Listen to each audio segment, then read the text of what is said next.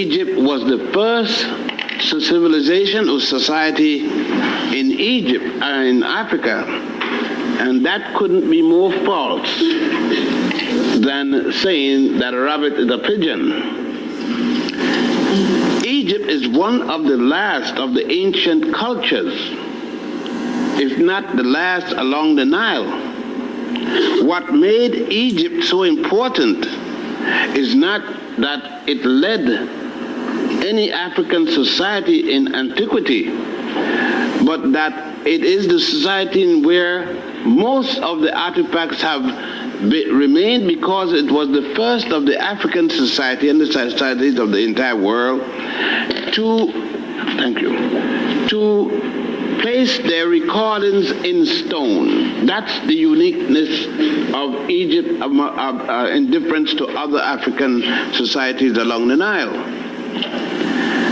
We cannot place Egypt before the Sibyllian period, Sibyllian first, second, and third, in terms of records, whereas you can place the societies of Africa at the headwaters of the Nile: Ethiopia, Uganda, Somalia, even Kenya and Tanganyika. We go back to an Egyptian himself, and a very early Egyptian going back in the second and third dynasty, who said, "We came," we meaning the Egyptians, "from the beginning of the Nile, where God happy dwells, at the foothills of the mountain of the moon."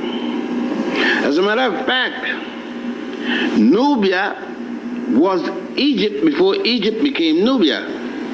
I hope that isn't confusing. It wasn't meant to be confusing, though it is.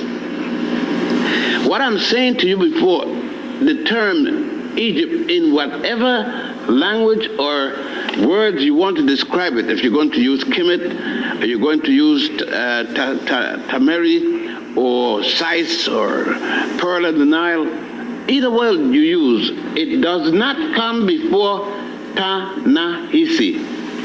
Ta-Nehisi, as a Nubian state, predated that of Egypt. Ta-Nehisi was pre-dynastic. Why don't we have Ta-Nehisi then, or Nubia, highlighted in this school or any other school, or by most African Africanists, and of course other people dealing with Africa, is because of what the Greeks did, and we still cannot get away from our Greek navel string. Let us go back to antiquity, to history. The point of the emphasis of Egypt is dynastic.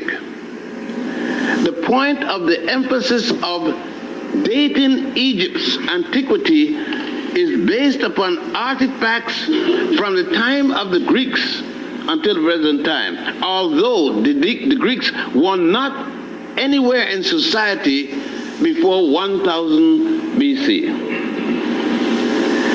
What our education have given us in these institutions, including the so-called black institutions, is a Greco-Romano and other European type of African background. And it is that I wish to deal with this evening. It is that which I am working at the present time in my field diggings, my archaeological team, not to prove, because it doesn't need any kind of proof. The facts are there. If we should look at the facts, my reason for coming down the Nile, instead of going up the Nile like most people come to Cairo, they fly into Cairo and then they start in Cairo, going up to Aswan.